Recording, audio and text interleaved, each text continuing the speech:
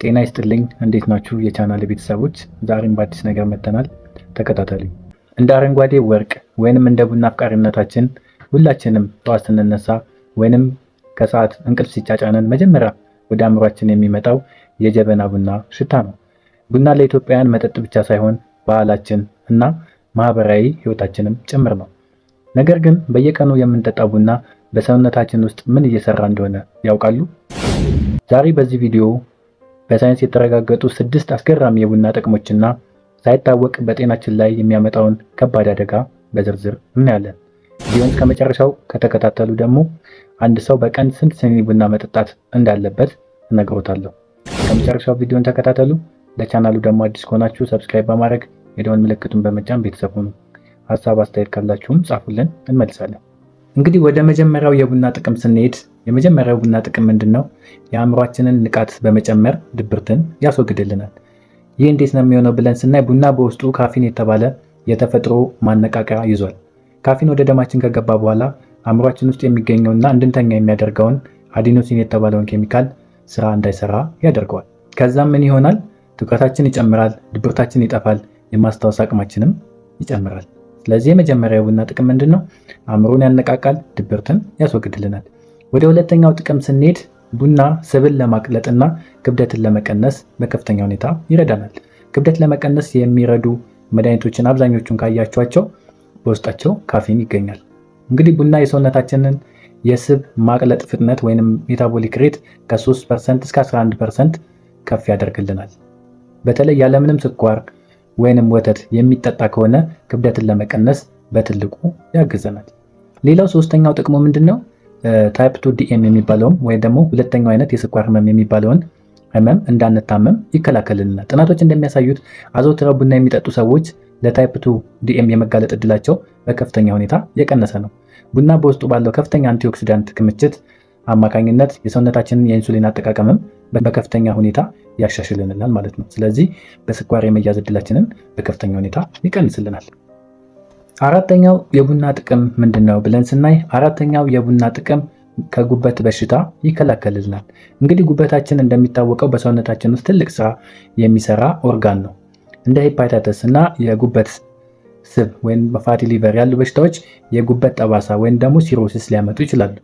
በቀን 2 ወይንም 3 ቡና የሚጠጡ ሰዎች ለጉበት ጠባሳ ህመም የመጋለጥ እድላቸው እስከ 80% እንደሚቀንስ የህክምና ጥናቶች ያሳያሉ። ሌላው አምስተኛ የቡና ጥቅም ምንድነው? ከአልዛይመር እና ፓርኪንሰን በሽታዎች ይጠብቀናል። እንግዲህ እነዚህ በሽታዎች ከእድሜ ጋር የተገናኙ የአእምሮ ህመሞች ናቸው። እንደሚታወቀው እነዚህ ህመሞች ኪዩሬቲቭ የሆነ ትሪትመንት የላቸውም። ነገር ግን መደበኛ ቡና ጠጪዎች በአልዛይመር የመያዝ እድላቸው እስከ 65%፣ በፓርኪንሰን የመያዝ እድላቸው እስከ 60% እንደሚቀንስ ጥናቶች ያሳያሉ። ስለዚህ አምስተኛው ሌላው የቡና ጥቅም ምንድነው? ለአልዛይመር እና ፓርኪንሰን በሽታዎች የመጋለጥ እድላችንን በከፍተኛ ሁኔታ ይቀንሱልናል። ስድስተኛውና የመጨረሻው የቡና ጥቅም ምንድነው? ረጅም ዕድሜ ለመኖር ያገለግላል። እንግዲህ አያቶቻችሁን ከጠየቃችኋቸው በብዛት ብዙ ዕድሜ ለመኖራችሁ ምክንያት ወይም ሚስጥሩ ምንድነው ብላችሁ ብትጠይቋቸው ይህን ይነግራችኋል። ቡና እጠጣ ነበር ነው የሚሉት። ትክክል ናቸው። ቡና በተለያዩ በሽታዎች የመያዝ እድላችንን ስለሚቀንስ በተዘዋዋሪ መንገድ ረጅም ዕድሜና ጤናማ ዕድሜ ለመኖር ይረዳናል ማለት ነው።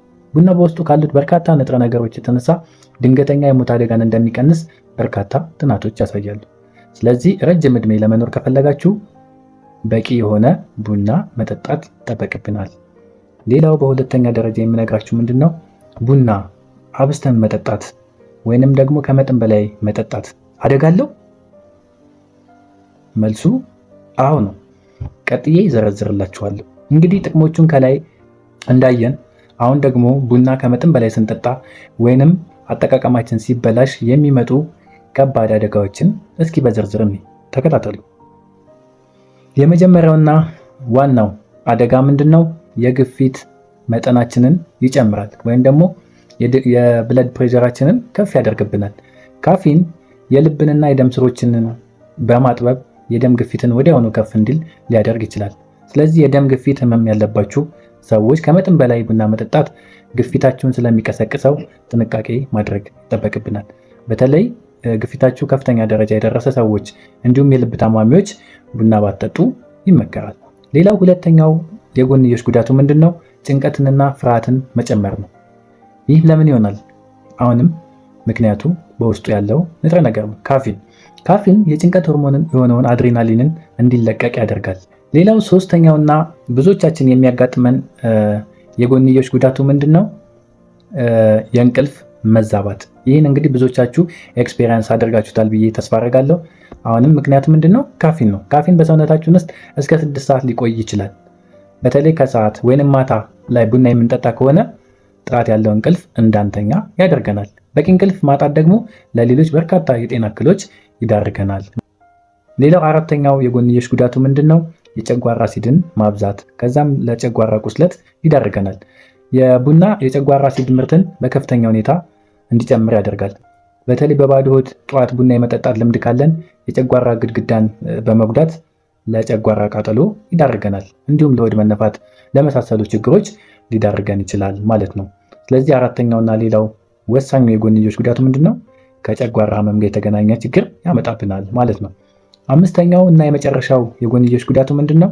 ሱስ ማስያዙን። ቡናን በየቀኑ አዘውትረን ስንጠጣ አእምሯችን እንግዲህ ይለምዳል እና አንድ ቀን ምናልባት ሳንጠጣ ከዋልን ከባድ የሆነ የራስ ምታት፣ መነጫነጭ፣ ድካም፣ ትኩረት ማጣት የመሳሰሉ የካፊን ሱስ ምልክቶች ናቸው። ስለዚህ እነዚህንና ሌሎች በርካታ የጎንዮሽ ጉዳቶችም እንዳሉት ማወቅ አለብን ማለት ነው። ታዲያ ይሄ ሁሉ የጎንዮሽ ጉዳት እያለው ቡና መጠጣት እናቁም ወይ የሚል ጥያቄ በአእምሯችሁ ሊፈጠር ይችላል። መልሱ በመጠን እንጠጣ ነው። በመጠን እንጠጣ ስንል ምን ማለታችን ነው? አንደኛ መጠኑን ማስተካከል አለብን። እንግዲህ አንድ ጤናማ የሆነ ሰው በቀን ከ3 እስከ 4 ስኒ በላይ መጠጣት የለበትም። ወይም ደግሞ በሚሊግራም ከሆነ ከ400 ሚሊግራም ካፊን በላይ አንድ ሰው መጠጣት የለበትም። ሁለተኛው መቼ እንጠጣ ካልን ቅድም ከላይ እንደዘረዘርነው አንዱ የጎንዮሽ ጉዳት ምንድነው? የእንቅልፍ ማዛባት ነው። ስለዚህ እንቅልፍ እንዳይዛባብን ከፈለግን መጠጣት ያለብን ማታ ወይንም ደግሞ ከሰዓት በኋላ መሆን የለበትም። ምክንያቱም ማታ ከጠጣን ካፊን እስከ 6 ሰዓት ምናምን ደማችን ውስጥ ሊቆይ ስለሚችል እንቅልፋችንን ሊያዛባብን ይችላል። ስለዚህ መቼ እንጠጣ ለተባለው መልሱ ምንድን ነው?